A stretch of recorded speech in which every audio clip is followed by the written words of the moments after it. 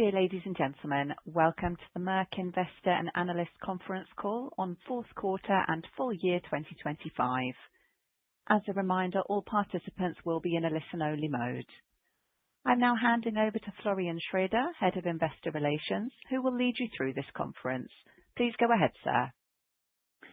Thank you very much, Sarah, and a sincere welcome to everyone joining us for the Q4 and full year 2025 earnings call. My name is Florian Schroeder, and I'm the Head of Investor Relations at Merck. I am delighted to be joined by Belén Garijo, Group CEO, Helene von Roeder, Group CFO, as well as Kai Beckmann, Deputy Chairman of the Executive Board. For the Q&A part of the call, we will be further joined by Jean-Charles Wirth, CEO of Life Science, and Danny Bar-Zohar, CEO of Healthcare. As you have surely noticed, we recently announced upcoming changes to the Executive Board. I am pleased to share that Benjamin Hein, appointed CEO of Electronics as of May 1st, will join us later today for a brief introduction. And with that, I am pleased to hand over to Belén to kick us off. Thank you, Florian, and good afternoon, everyone. A very warm welcome from my side as well, and thank you for joining us today. Please go to slide 5 of the presentation, where I will start. 2025 was overall characterized by a challenging macro and geopolitical environment, as you all know. And despite this, we delivered solid organic net sales and EBITDA pre-growth. Our Life Science business has returned to organic growth driven by the normalization of demand from our Process Solutions customers. Healthcare continued to show solid organic performance despite certain market pressures, and Electronics recovered in H2 thanks to continued AI-driven demand in semiconductor solutions. Above all, we have delivered on our latest guidance for both the group and our business sectors, as well as market expectations for the group. With that, let's move to the highlights on the fourth quarter on slide number 6. Group organic sales growth came in at a solid +2.6% in Q4. We delivered profitable growth supported by all three sectors, with group EBITDA pre up +3.1% organically. Life Science continued to show good momentum with organic sales growth of 4%. I am particularly pleased with our Process Solutions business, with sales up by close to 10% organically despite the rising comparables.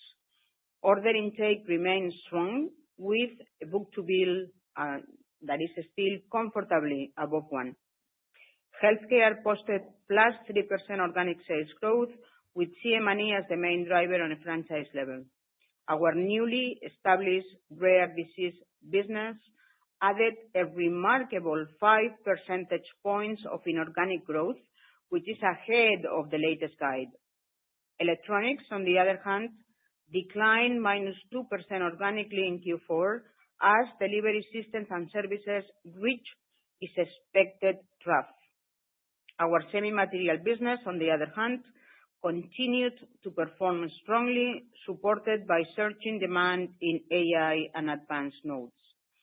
Returning to the group level, given our strong cash generation, we have improved our leverage to 1.4 times net debt to EBITDA pre, despite ongoing investment in both CapEx and M&A. As we have communicated earlier today, we will propose a stable dividend of 2.20 per share to the annual general meeting on April 24th, which would mark the 15th consecutive year with an increasing or a stable dividend. Moving on to slide 7, let's take a closer look at 2025 through a more strategic lens. Our Life Science business has returned to growth, mainly driven by our Process Solutions. Here, we delivered around 10% organic growth in 2025 as the market normalized and moved beyond the de-stocking phase. This is, as you know, fully aligned with our midterm guidance and what we have communicated previously. Strategically, Life Science focuses on two key areas: customer centricity and innovation. To sharpen the focus on customers, strengthen execution, and improve capital efficiency, we have aligned our go-to-market model around customers' buying patterns. The new model was successfully implemented in January, and customer feedback is very, very positive. When it comes to bolstering our innovation pipeline in Life Science, let me highlight the chromatography business of JSR Life Science and the Hub Organoids acquisitions. Both are great illustrations of how we are reinforcing our portfolio leadership strategy in Life Science. Life Science is well positioned for continued growth, with a stronger customer-facing model and an enhanced product portfolio supporting our midterm growth ambitions.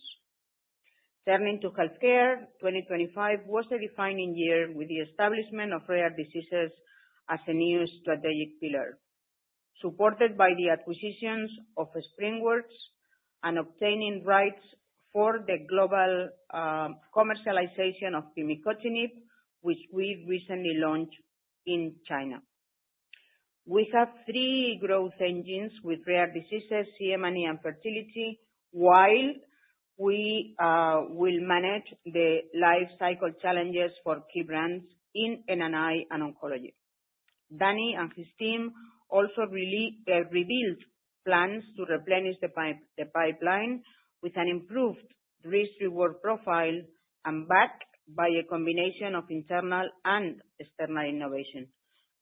We stand firmly behind our commitment to maintain healthcare EBITDA pre north of 30% and R&D around 20% of sales. We are focused on driving growth in line with our upgraded midterm ambition, with a scope for further acceleration in the longer term. In electronics, we have successfully completed the divestment of Surface Solutions and thus evolved into a focused pure-play electronic business. We have one of the most complete offerings in semiconductor solutions, which puts us right at the center of the rise in artificial intelligence. Materials demand continues to be strong, and we have bottomed out in DS&S. And as well, we continue to shape our portfolio in optronics. Against this backdrop, we are bullish on the outlook for electronics and feel good about growth accelerating in the quarters ahead. Before handing over to Helene, let me briefly touch on a few highlights in terms of sustainability, and I am now on slide number 8.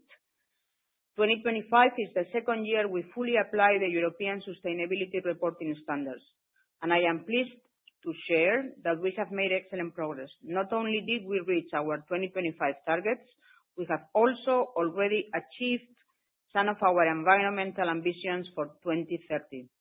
The most prominent example, we have surpassed our 50% reduction target, achieving a 60% reduction in Scope 1 and 2 greenhouse gas emissions versus our 2020 baseline.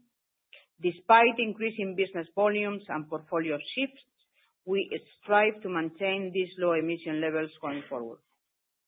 In terms of greener alternatives, we have significantly expanded our product portfolio already. In Life Science, we deliver an impressive 53 year-over-year increase in the number of greener products. We now offer more than 5,000 such products with combined sales of over 300 million euros, growing at a CAGR of about 30% since 2021. And we aim for 10% greener alternatives in our Life Science product portfolio by 2030. These achievements underscore our commitment to sustainable growth and demonstrate that environmental responsibility and business performance go hand in hand.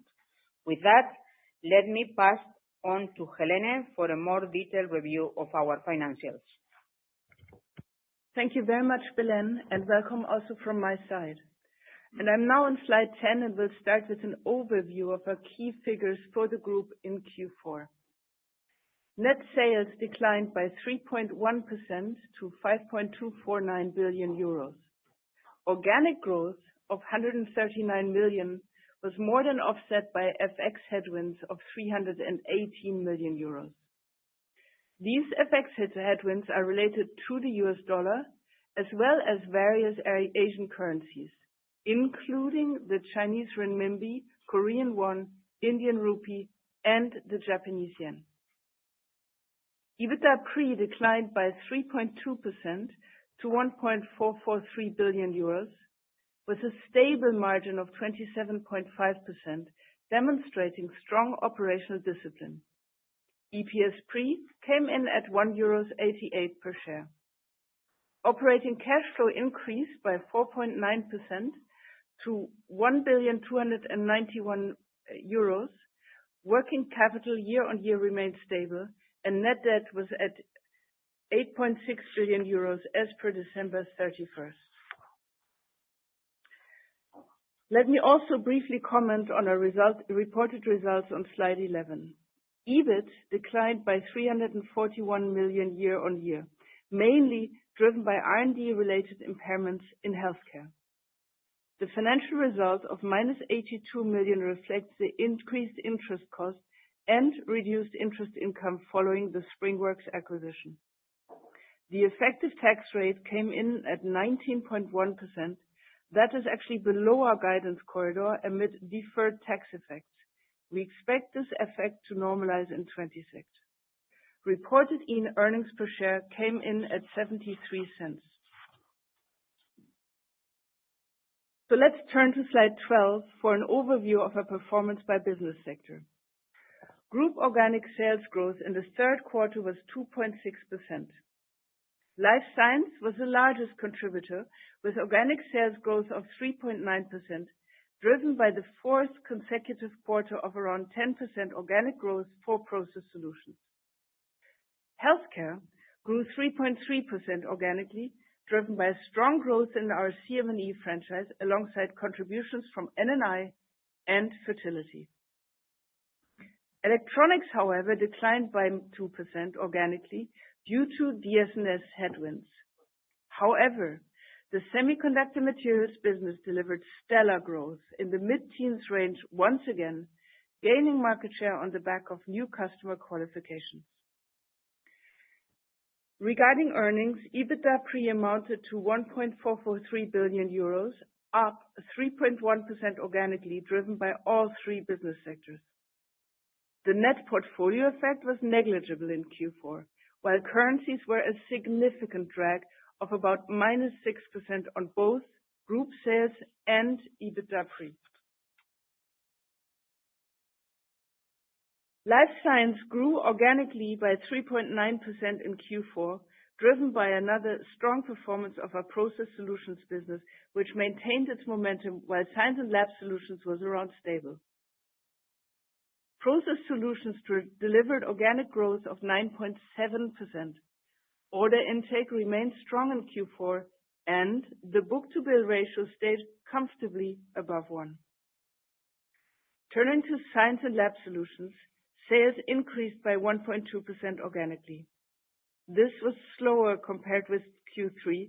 However, it was affected by the US government shutdown, impacting academic and government lab spending, as well as a softer market in China.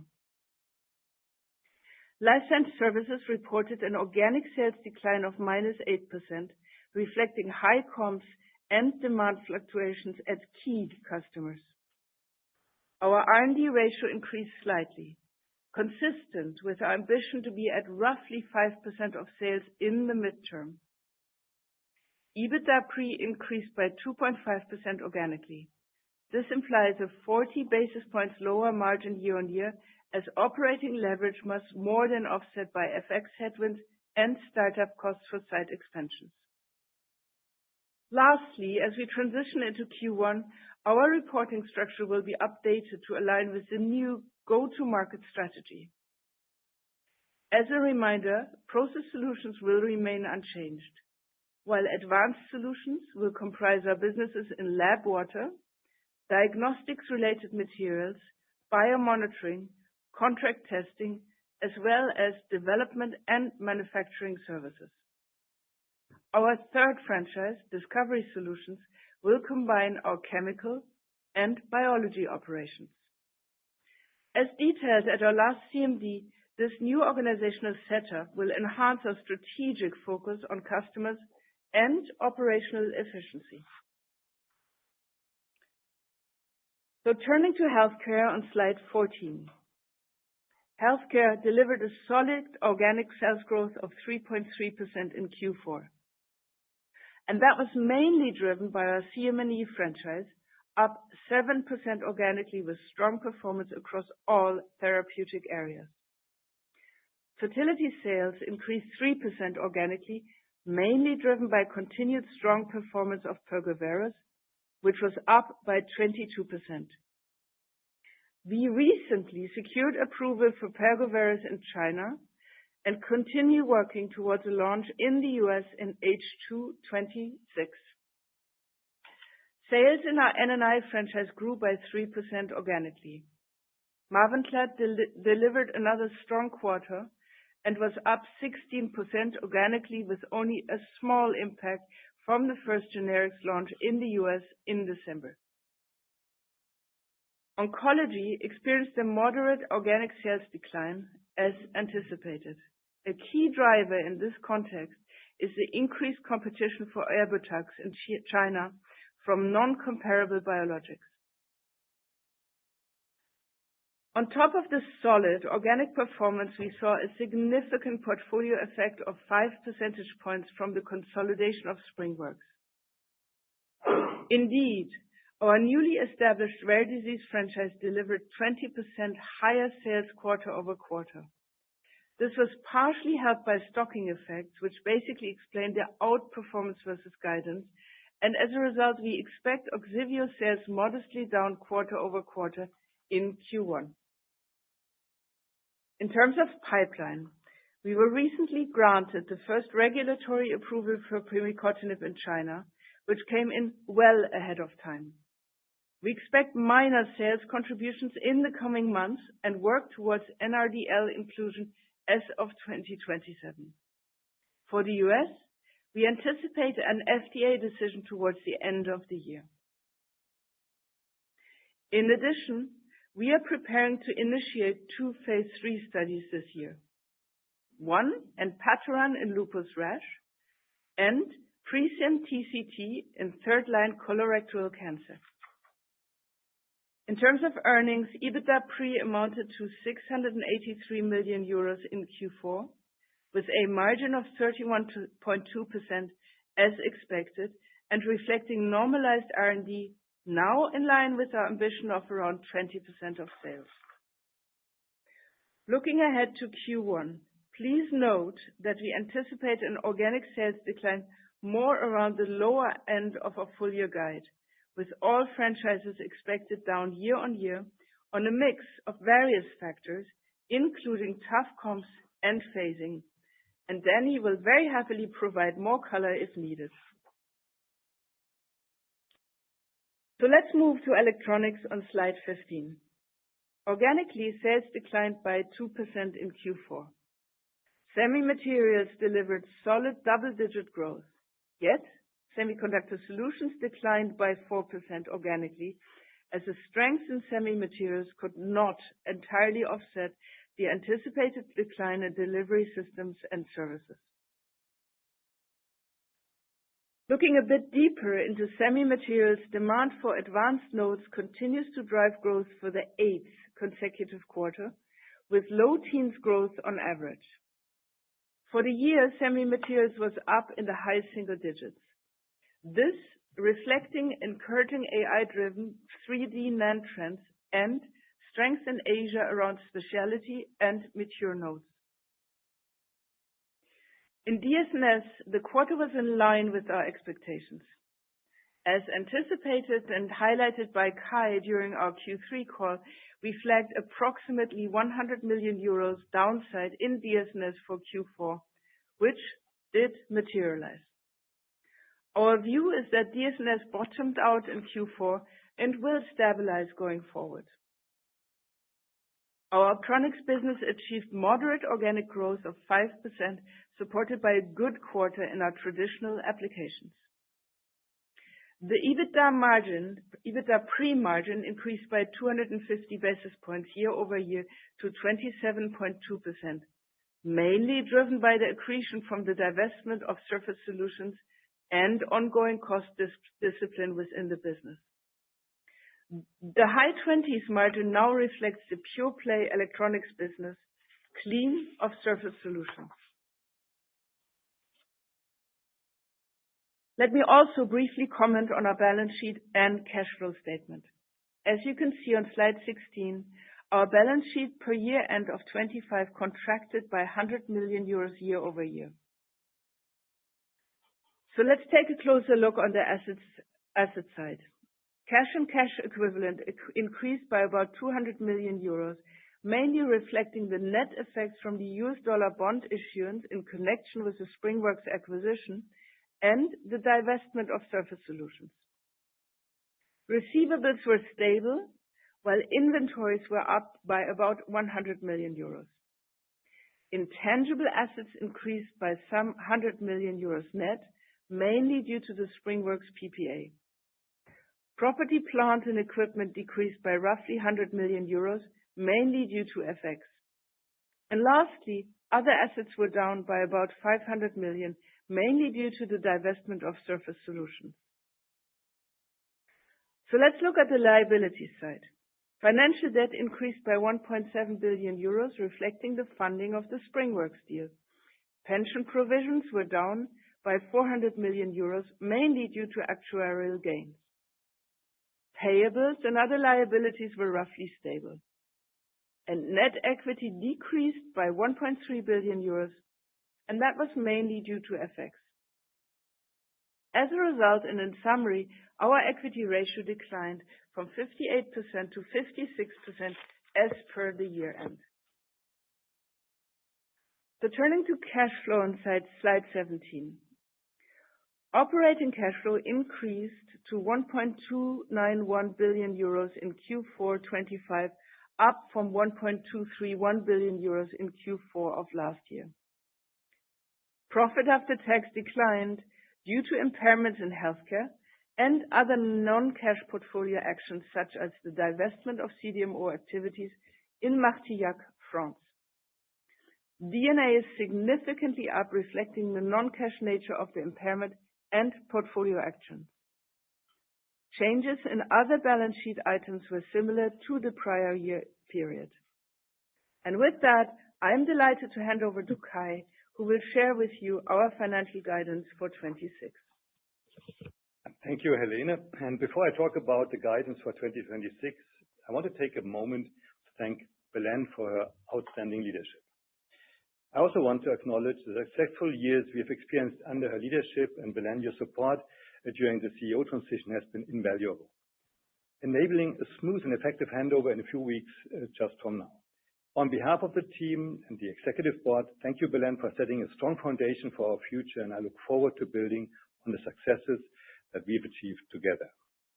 Let me now turn it to the outlook for 2026. As a brief reminder, similar to last year, we are sharing quantitative targets for net sales and EBITDA pre along with our full year results. In addition, for the first time, we are pleased to provide an outlook for EPS pre with our full year guidance. Before we dive into the details, there are two key assumptions to consider. We assume no Mavenclad sales in the US as of March 2026. Also not reflected in our guidance is the potential launch of Pergoveris in the US. We forecast group net sales in the range of 20 to 21.1 billion euro. This reflects an organic sales development of -1% to +2%. On EBITDA pre, we forecast a range of 5.5 to 6 billion euro. This equals an organic growth in the range of -4% to +1%. With the evolution of currencies, please bear in mind that we expect for Q1 a disproportionate currency headwind relative to our full year FX guidance. You will note that the implied midpoint of our guidance clearly confirms our early indication of EBITDA pre-margins of around 28% at the group level. Concluding the view on the group, this translates into an EPS pre-range of 7.10 euro to 8 euro. Now, for some additional color, let's take a look at slide 20. Starting with Life Science, we confirm mid-single-digit organic sales growth. This is in line with Jean-Charles' projections from our CMD last October. Our assumption reflects the continuous strong performance in our Process Solutions business, and across Advanced and Discovery Solutions, we anticipate gradual improvement in biotech funding and academic research stabilization. And furthermore, we are facing an evolving market environment in China. Moving on to Healthcare. A challenging year is ahead of us amid life cycle challenges for key brands, in particular Mavenclad. On the other hand, we expect growth in the remainder of the portfolio, including CM&E, fertility, and above all, rare diseases, which will become organic in the second half. Danny and his team remain firmly committed to sustaining margins north of 30% as reflected in the guidance. For Electronics, we anticipate continued strong growth in our semiconductor materials business, while our DS&S business stabilizes going forward. The effect of one-timers in Electronics will contribute to mid-20% growth in EBITDA pre. On the one hand, the negative 51 million from 2025, and on the other hand, in 2026, the positive contribution from sales of OLED IP and compensation from our supplier that totals around 60 million in 2026. Ignoring these one-timers, the underlying business shows nice operational leverage. Before we go to Q&A, we are joined by Benjamin Hein, who will succeed me as CEO of Electronics. Ben and I have worked closely together for many years. He played a central role in shaping the Electronics strategy and in the transformation of Performance Materials into a focused semiconductor business. Ben is joining us today from Arizona, where he is visiting customers. Ben, great to have you with us for a brief introduction. Thank you, Kai, and hello everyone from my side from sunny Arizona. Let me start by thanking the Merck family for the trust that they've placed in me, and Kai for his leadership in building the Electronics business we have today. Over the past years, Kai led the transformation that has created a pure-play business with an exceptionally strong base. For those of you who don't know me quite yet, I've been with Merck KGaA Darmstadt, Germany for 13 years, with leadership roles across group strategy, Electronics, and Life Science.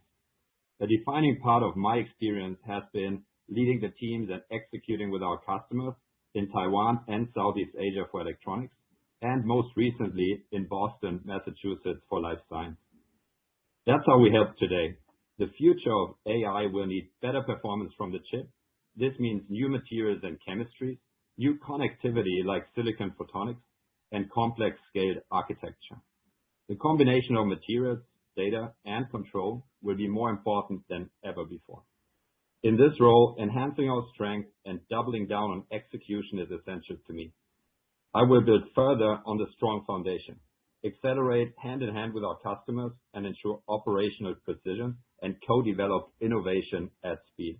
I very much look forward to engaging with many of you in the very near future. And with that, back to you, Florian. Thank you so much, Ben, for your time today. We will now come to the Q&A part of our call, to be followed by some special closing remarks from Belén. Sarah, I will now hand it over to you to kick us off for the Q&A session. Thank you. We will now begin our question and answer session. If you have a question for our speakers, please dial *11 on your telephone keypad now to enter the queue. Once your name has been announced, you can ask a question. If you are using speaker equipment today, please lift the handset before making your selection. One moment, please, for the first question.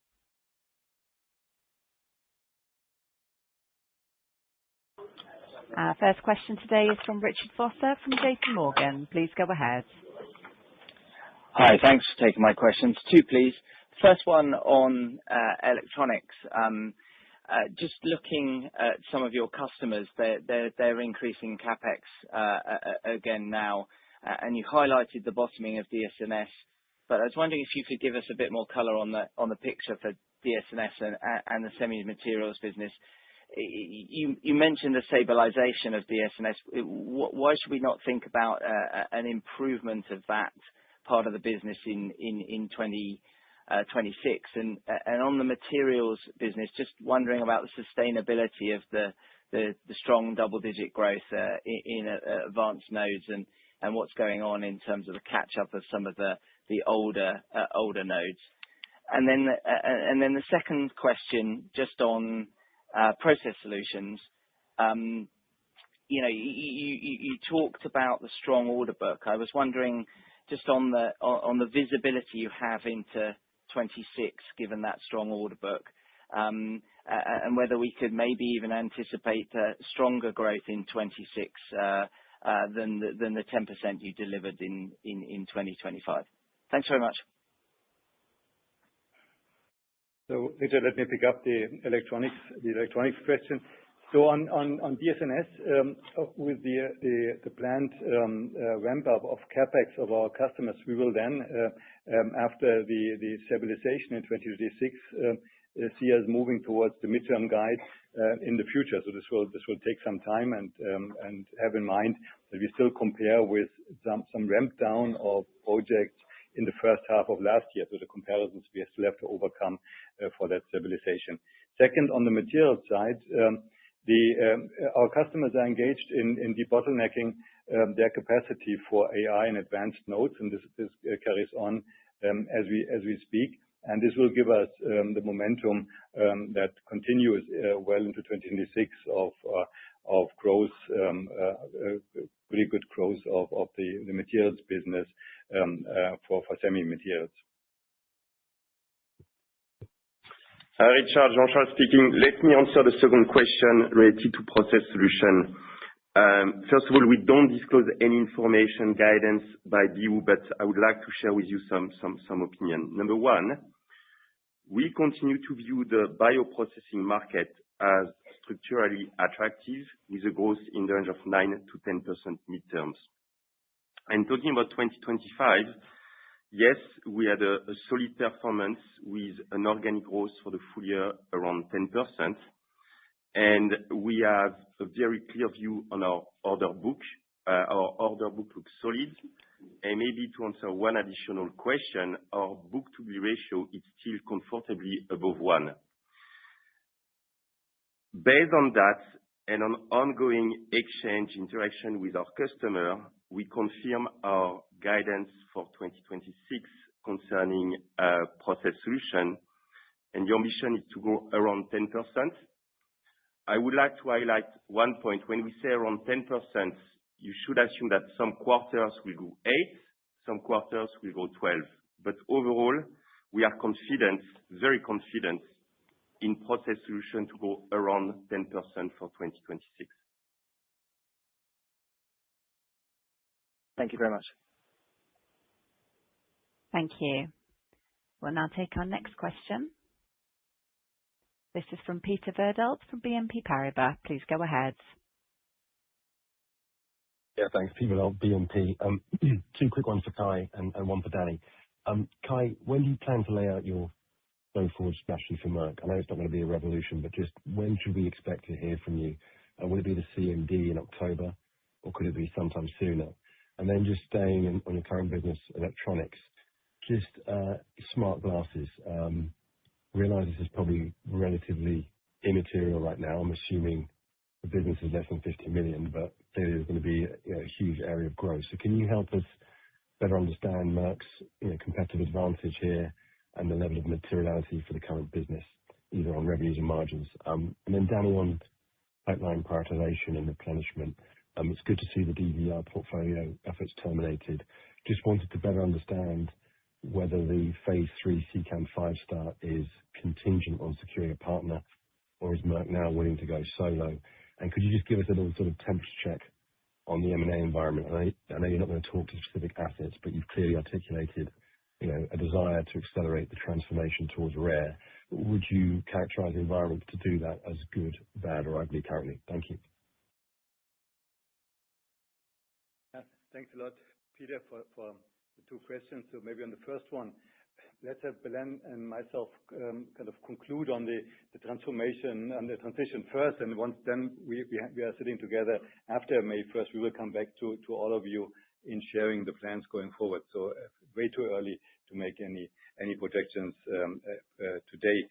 Second, on the AR/VR, you're right that with the current quite low-tech solution that we see in the market, our business is quite low on this one. But assuming that we will see more implementation of higher-end glasses with higher field of view and kind of higher color intensity, contrast, this is where the currently developed technologies will then have an opportunity. It depends, of course, on the roadmap of our customers, and it's again way too early to speculate that. And as we said during the CMD at the midterm guidance, none of that is included in our midterm guidance. This is not yet as much visible as we would need it for including it into our midterm guidance.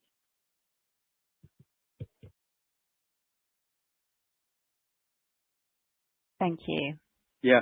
So, Peter, thank you for the question. Danny, and sorry for my deep voice regarding the pipeline.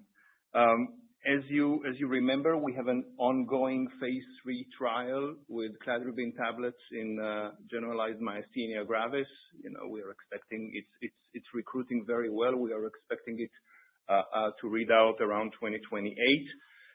In addition to that, we are starting this year two phase 3 studies, twin studies with enpatoran, the TLR7/8 in lupus rash.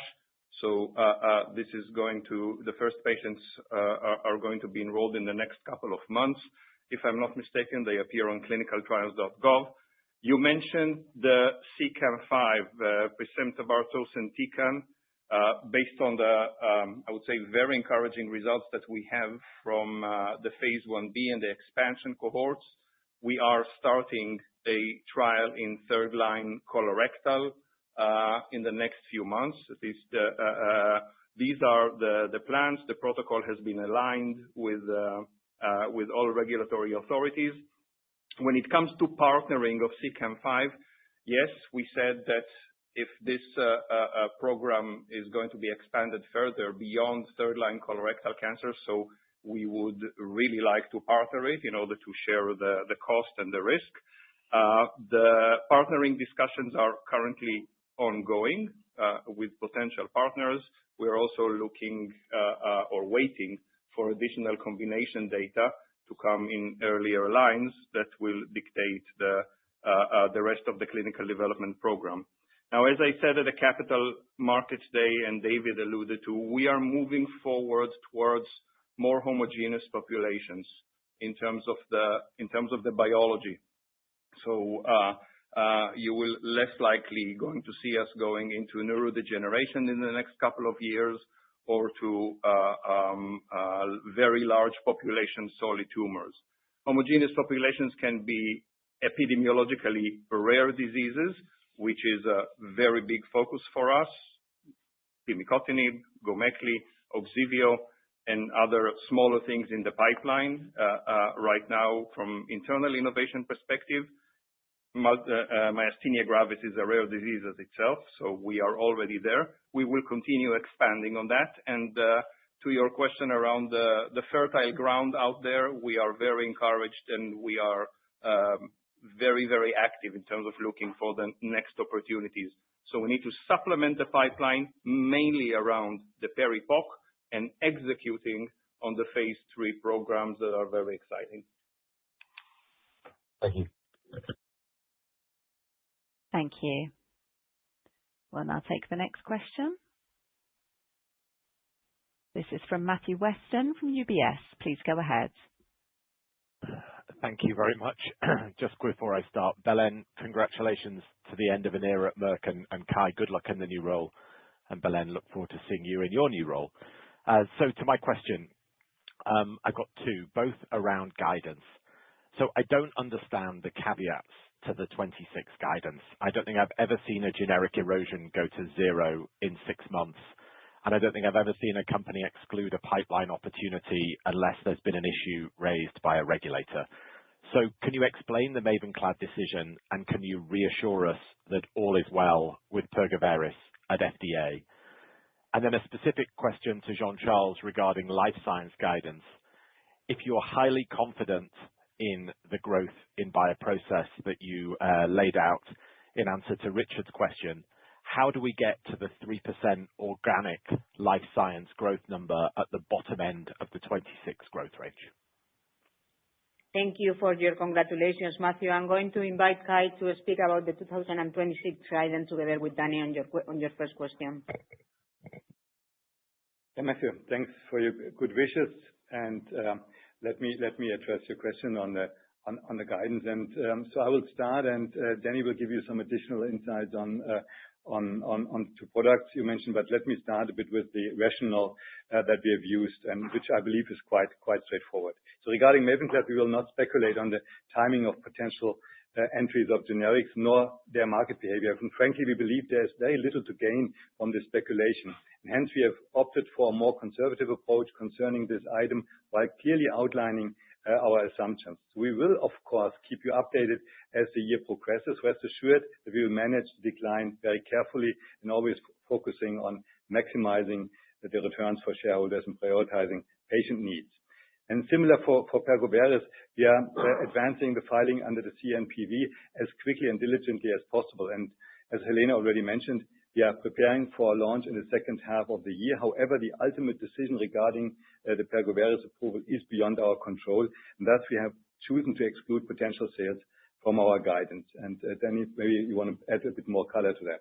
Yes, thanks, Kai. Fully agree with your points.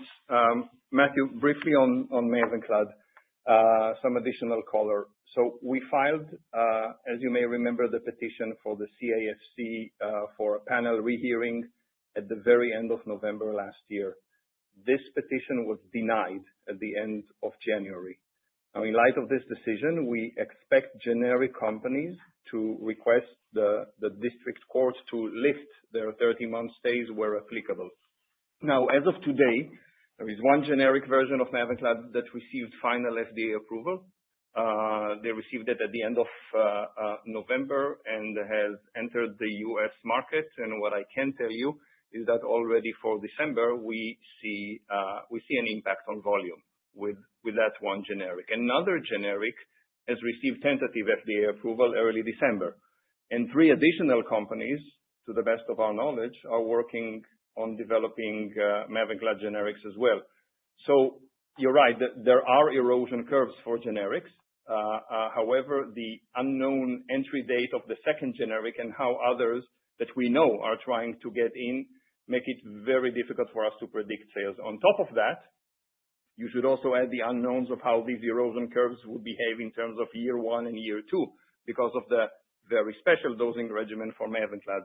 So that said, yes, one can take that as conservative, and we guide without the sales of Mavenclad in the U.S. as of March. To the question regarding Pergoveris in the U.S., following the Commissioner's National Priority Voucher procedure, we submitted Part 1 of the filing for Pergoveris at the end of November, and we are currently in a rolling submission mode and preparing Part 2. And the clock starts ticking as of Part 2 is submitted. Now, as we've said, the Pergoveris submission is based, and I said that, on a lot of legacy data. We have extensive data, and while this is, not our first submission to the regulator, the procedure when it comes to the CNPV is quite new. And I want to ensure that the FDA has everything that is needed for an approval. We have this one shot, and we want to get it right. Now, we are diligently working through adaptations from data collected primarily to satisfy ex-US authorities to the FDA, and we're doing that in close collaboration with the FDA. This means that there is some uncertainty about the exact timeline for the submission of the second part, but of course we will keep you updated. As Kai and Helena mentioned, we're still aiming for a potential launch in the second half of this year. And then regarding the opportunities magnitude, how much to forecast, as I previously indicated, this depends heavily, first and foremost, on the timing, then on the label. So it is premature to provide more details. And additionally, you must also be mindful of channel and access negotiations with payers. So many unknowns here. And the largest of them is actually the timing and knowing that the submission has not been finalized yet. So rest assured, we aim to bring the product to patients as soon as possible, as we said, second half 2026.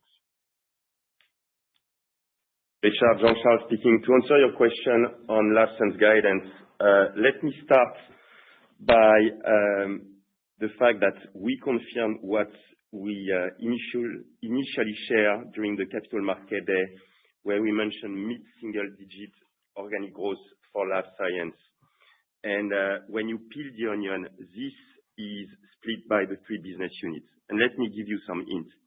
From Process Solutions, we confirm that we are marching towards an organic growth around 10%. And as I said earlier today in the call, we have a very clear view on our order book.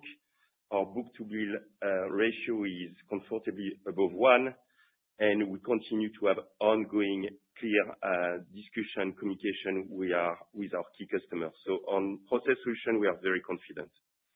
From an assumption point of view in Advanced Solutions, we anticipate organic growth this year towards the lower end of our midterm guidance. And we currently assume that the QC testing business, namely biomonitoring, will be a key driver of the growth.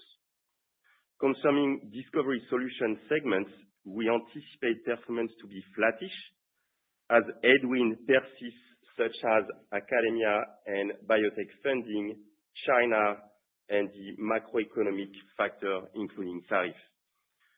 So it's one part of the answer. But to give and to be clear on your question about the 3% organic growth, which will be in the low end of our guidance, if we find ourselves at the lower end of our guidance, it will be influenced by the non-Process Solutions businesses, namely Advanced Solutions and Discovery Solutions. And the key headwinds could be China, NIH funding, biotech funding, and call it broader macroeconomic factors.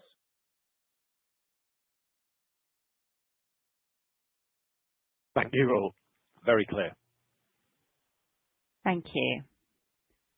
We'll now take the next question. This is from Sachin Jain from Bank of America. Please go ahead. Hi there. Thanks for taking my questions. Two, I guess, for Danny, if I may. So just to follow on to a prior question on Pergoveris, just to get a better understanding then, from your perspective, when would you feel comfortable enough to include it in guide? Is that when Part 2 has been submitted, or would you need to see full approval?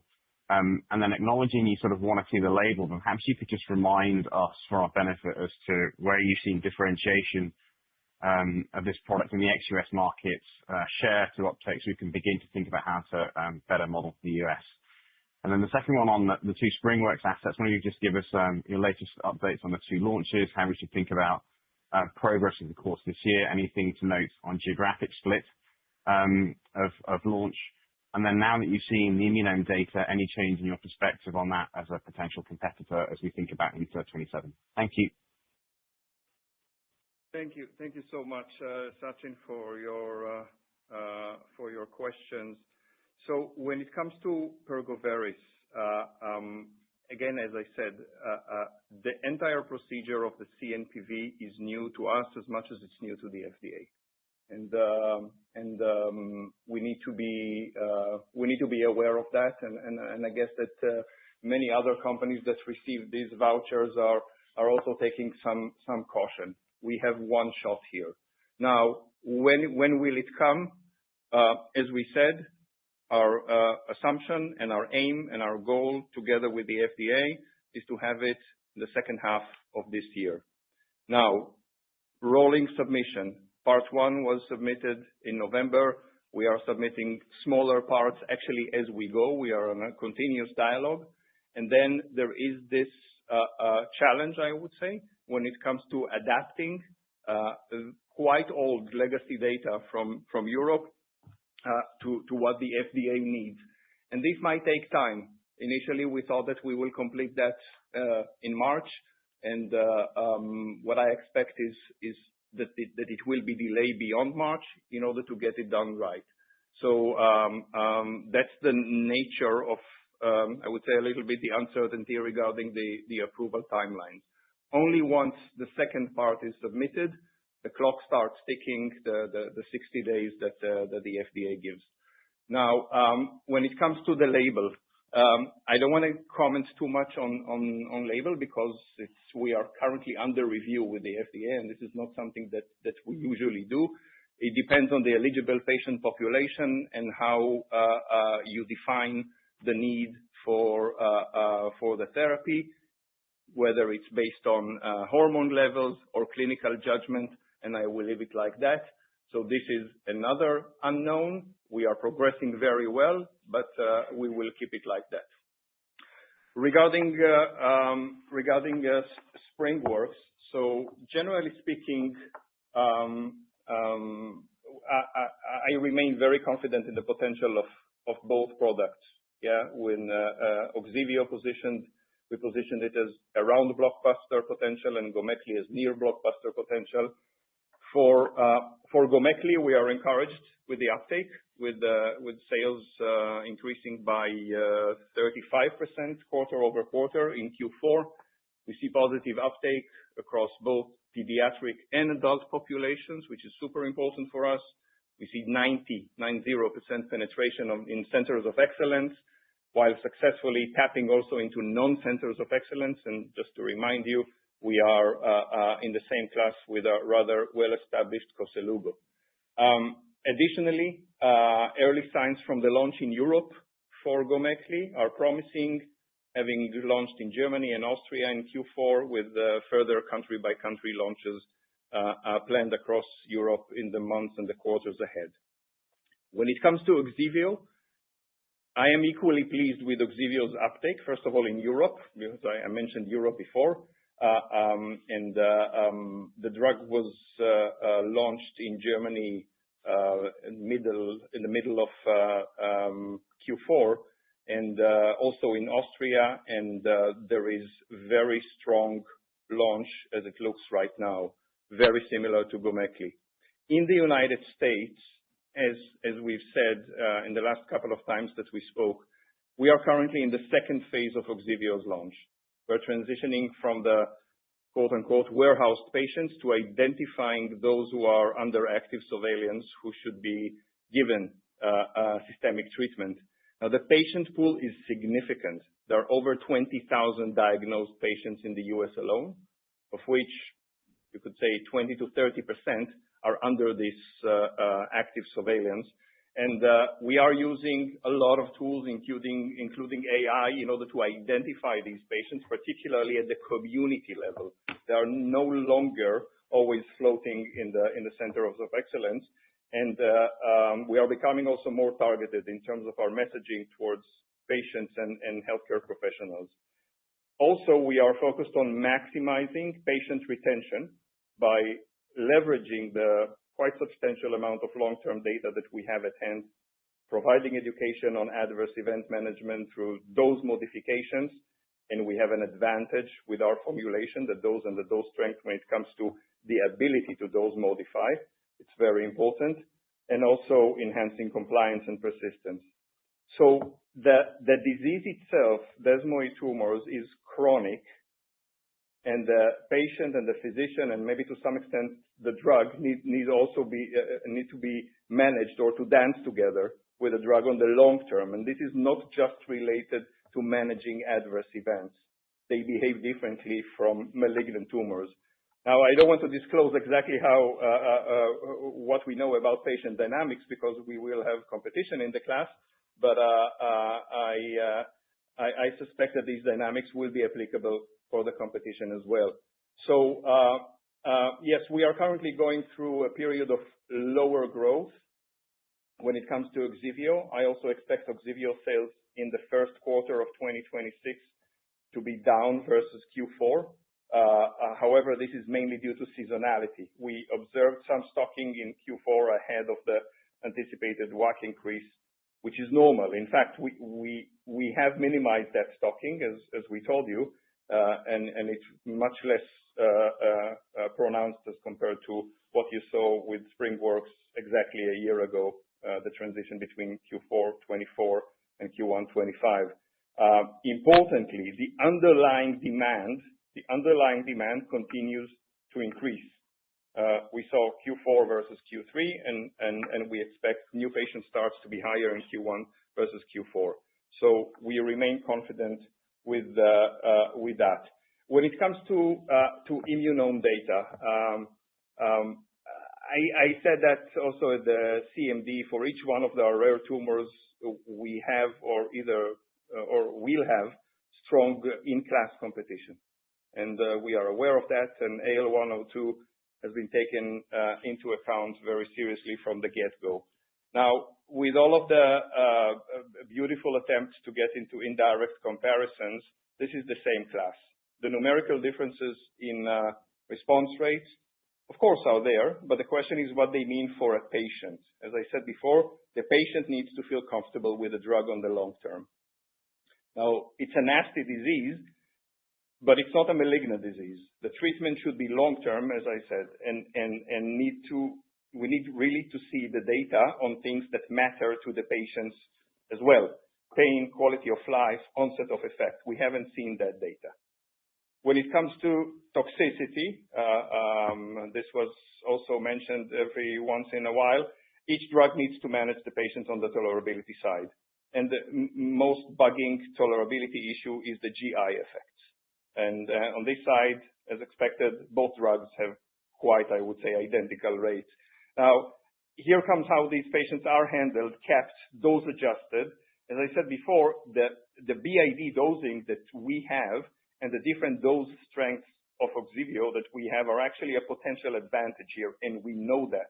We know that because I am personally talking with a lot of prescribers. We have touched more than 1,300 prescribers have already prescribed Ogsiveo, and this is what they are telling us. This flexibility is important.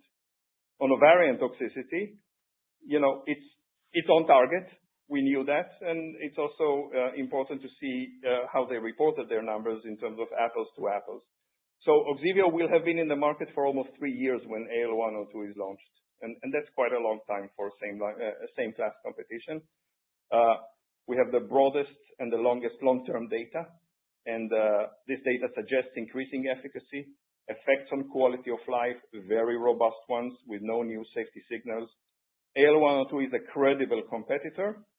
We believe in the strength of Ogsiveo and its potential. Thank you.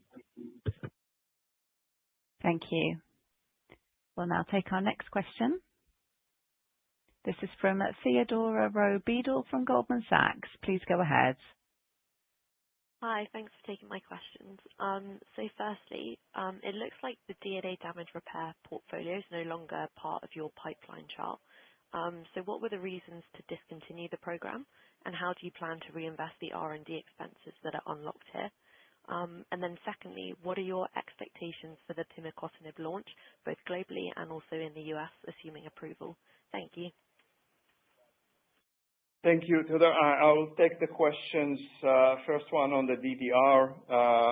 So rightfully said, the key assets in the DDR portfolio were tuvusertib, the ATR inhibitor, and the PARP1 selective compound that we in-licensed from Hengrui. So both of them were taken, each one of them data-driven, taken out of the pipeline, data-driven. We ran combination studies, particularly with other DDRs in selected populations with chemotherapy, trying to address all of these questions. And I must say that we answer these questions relatively fast and relatively cheap. If you could look at other companies that have been doing DDR in this space, I'm really proud of the R&D organization that managed to answer all of these questions very fast and very clearly. So these are taken out of the pipeline. Now, yes, on paper there are freed up quote unquote R&D resources but these are quite nicely used in terms of ramping up the phase 3 programs. Cladribine in myasthenia gravis, Prito, the CEACAM5 in colorectal cancer, 2 studies with Enpatoran, phase 3 studies. So we are, I would say, our hands are full, and of course we are keeping our R&D spend around 20%, and we'll move forward like that. Yeah, when it comes to pimicotinib launch, so as Belén mentioned, the drug was approved first in China, well ahead of time, and we are very happy about that. It's going to be introduced into the private market in, I would say, several weeks from now.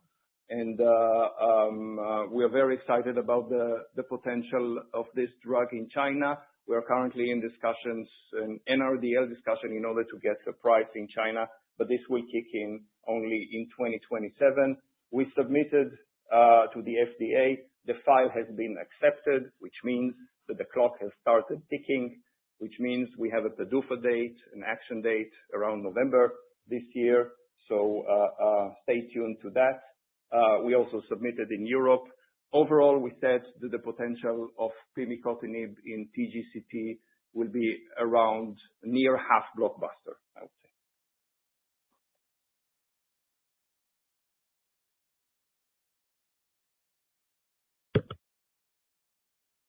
Thank you. We'll now move to our next question. This is from Oliver Metzger from ODDO BHF. Please go ahead. Yeah, good afternoon. Thanks for taking my questions. The first one is on the electronics guidance. So organic growth of 3 to 7% is targeted for 26. Just want to understand the dynamics stronger. So you have, on the one hand, the semiconductor materials, which are doing very well. You said above 10% or even Q4 with 15%. DS&S should stabilize, let's say, in H1 and also on lower comps, turn positive in H2. And optronics with mid-single-digit range does not look ambitious. So if I look in particular to the lower end, it looks like there consists of a lot of safety cushion, but even at the high end, it looks like that you, let's say, factor in more uncertainties. A comment on that would be great. And second question, very quick on process solution. You made only a quick comment on equipment demand, but could you share with us how you see demand for equipment evolving and when do you expect a normalization of that? Thank you. Yeah, Oliver, let me take the electronics question first. So if you take the fact that we got 66% of our business in semi-materials, then roughly 15 in DS&S and about the rest of 20% in optronics. And as we said, optronics about stable, DS&S about stable, and the materials business at high single digit. That gives you the midpoint of our guidance. So what kind of offers us the lower end of the guidance is the current constraints driven by the high memory prices limiting consumer behavior on consumer electronics. So this is the optionality that drives us towards the lower end of the guidance, and the efforts of our customers for debottlenecking advanced node capacity and AI-related capacity that kind of would give us the opportunity towards the higher end of the guidance. So this gives the frame of the guidance, and that should do the math as per our CMD and Q3 communication last year. Hi, Oliver, Jean-Charles speaking. Related to the question around process solution equipment, keep in mind that more than 90% of our portfolio is consumables related, and as such, we have very limited visibility and exposure on equipment.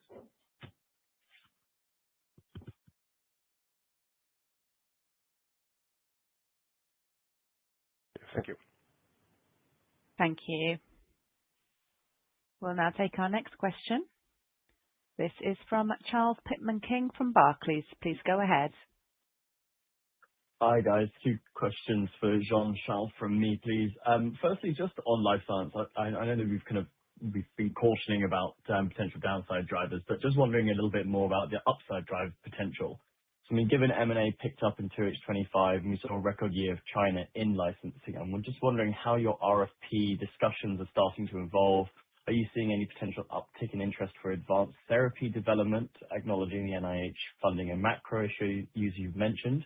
And just how are you thinking about the potential for US onshoring, given recent US peers have been pointing to a kind of 27, 28 timeframe, just in terms of your midterm outlook? And then just a second point, following your strategic review of the life science business that gave us these new divisions, I'm just wondering if there's any follow-up or further thoughts on the potential future of your CDMO offering within that. Thank you. Thank you for the question. So let me start with the second one on CDMO. So let's step back a bit for 2025. We mentioned that the LSS business declined in 2025, and it was mainly driven by customer phasing and also, let's say, lower funding in biotech, which impacts mainly our CDMO business. Talking to the CDMO business, you're right. We mentioned during the capital market day that we are navigating the complexity of the CDMO market with a strategic approach for us, focusing on customer needs and customer expectation. I also mentioned that we are currently reviewing our CDMO business to ensure that this business is aligned with our mission and with our current portfolio. And to do this, we have established a very robust decision-making framework in order to assess the market, assess our operational excellence, assess financial ambition and implication. This framework ensures our strategic initiatives to remain close to our commitments, being a customer-centric organization. So at this point, we are making progress. Paolo Carli, the head of Advanced Solutions, is working on this assessment, and be sure and reassure that when we'll be ready, we'll come back with further information on our CDMO business. Related to the second question, so on the uptick and onshoring, as I said earlier to the question, most of our process solution portfolio is consumable related. So on short term, on 2026, 2027, we don't see massive upside linked to the onshoring in US as an example. We may see maybe some upside in 2027, 2028, but onshoring for 2026, we don't see any upside. Again, it's linked to our portfolio, which mainly relates to consumables. And just to follow up, in terms of your RFP discussions for kind of advanced therapies or any changes just following the recent uptick in M&A or in licensing, has there been any change in your conversation?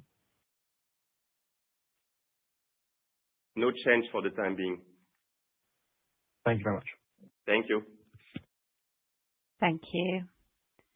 We will now take our next question. This is from Falko Friedrichs from Deutsche Bank. Please go ahead. Thank you. Two questions, please. Firstly, can you elaborate on the reasons why Q1 is expected to be at the low end of full year guidance? Do you expect to see a pickup in Q2, or is the year expected to be rather back-end loaded in terms of growth and margins? And then secondly, how much do you expect Mavenclad to grow outside of the US in 2026? Thank you.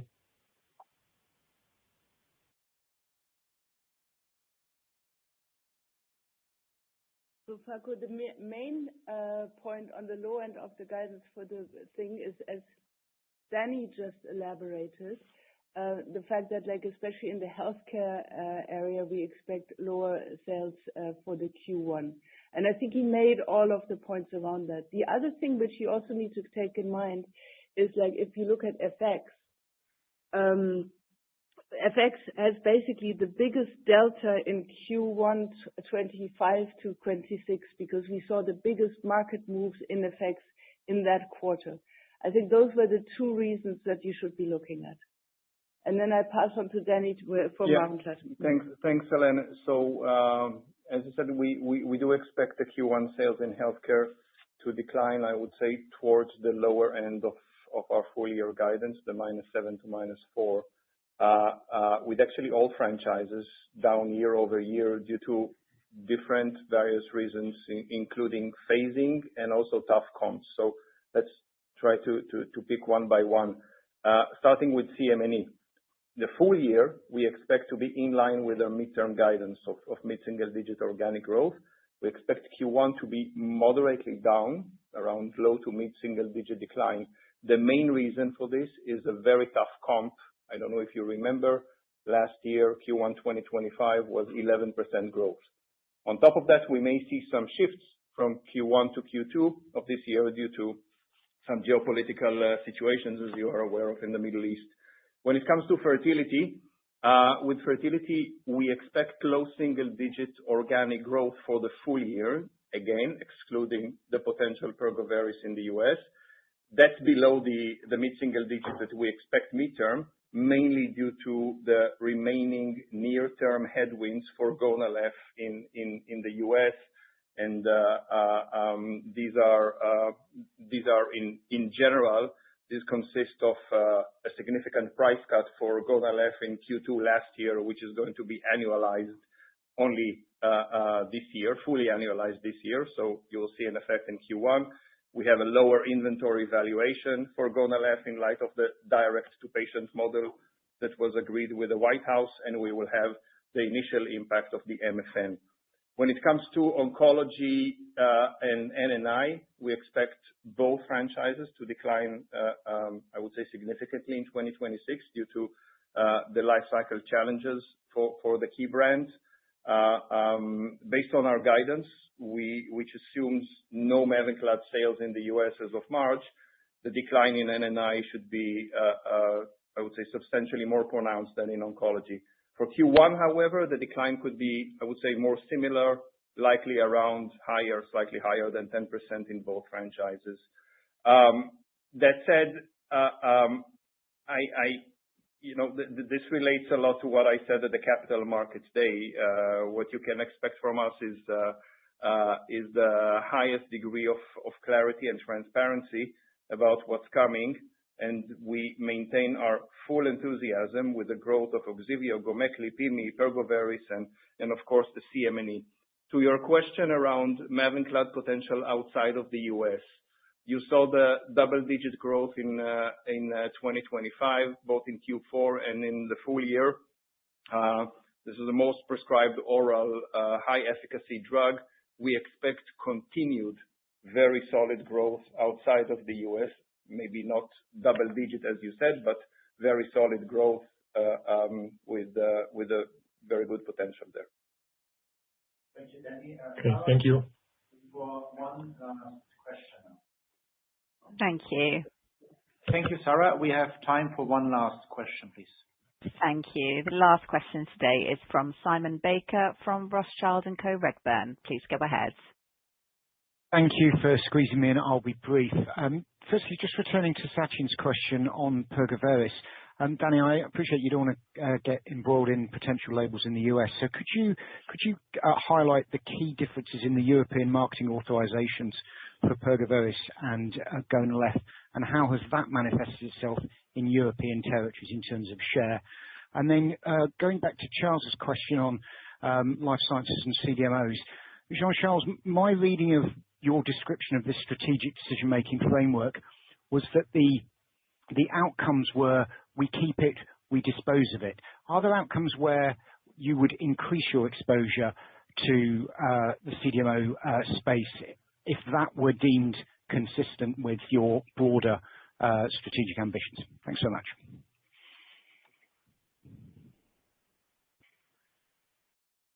So let me start with the CDMO question. We keep it or we dispose it or we increase the investment. As of now, I can't give much more information. We are assessing all the options, so stay tuned, more to come. But I will stop there for the time being. Simon, regarding Pergoveris, I hope that I got your question right. I'm not sure. You asked about differences in the label between Gonal-f and Pergoveris in Europe. Yeah, I was really in terms of the characteristics. What are the points you would emphasize as the key differentiators between the two products? Okay. The two products are, Gonal-f is the only recombinant FSH that is in the market. Pergoveris is a fixed dose combination of recombinant FSH and LH. As such, it is much more suitable for the treatment of IVF treatments in advanced maternal age, where they lack also the LH. Because what you usually do, you start with the FSH, and when there is a need, you top up with additional injections with the LH component. This is a fixed dose combination, and it allows much better addressing this patient population with great results. As I said, the drug has been, I'm talking about Pergoveris, has been growing in the last 5 years at a CAGR of 20% in Europe, Asia Pacific, for example, Middle East, Latin America. So the potential is very high, and we believe that the potential will be high also in China when it gets in, and potentially in the US in the second half. Great. Thanks so much. Thank you. I will now hand over to Belén for closing remarks. Thank you.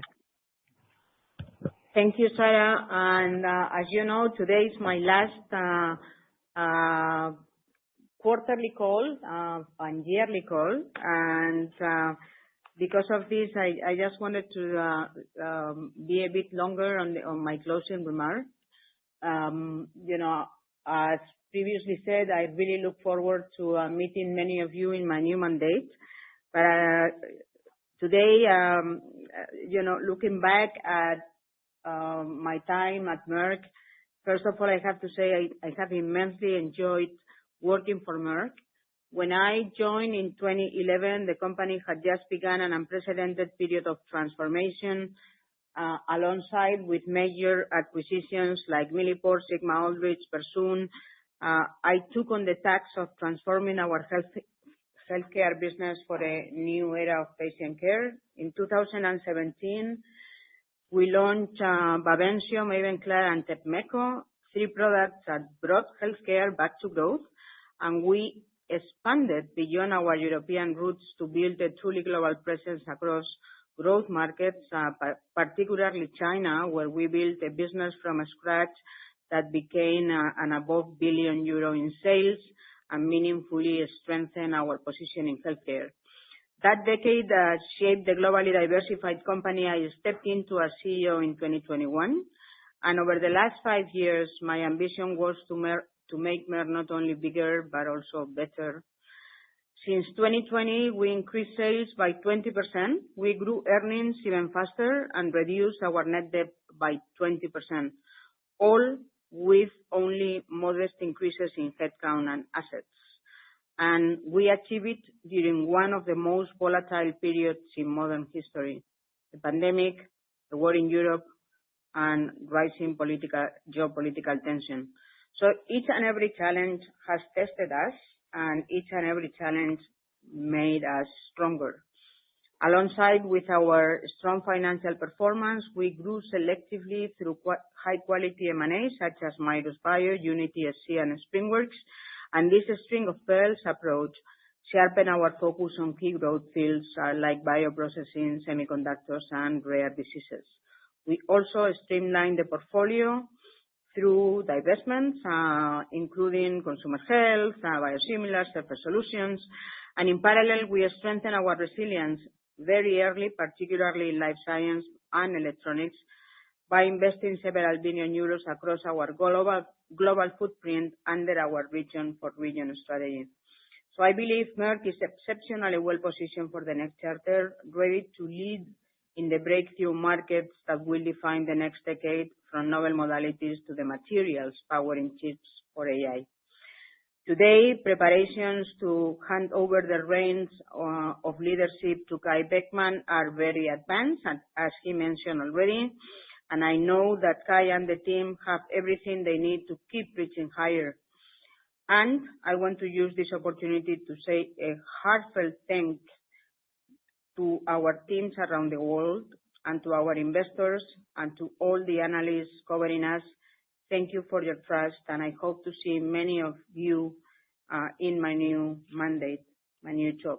Thank you so much, and goodbye.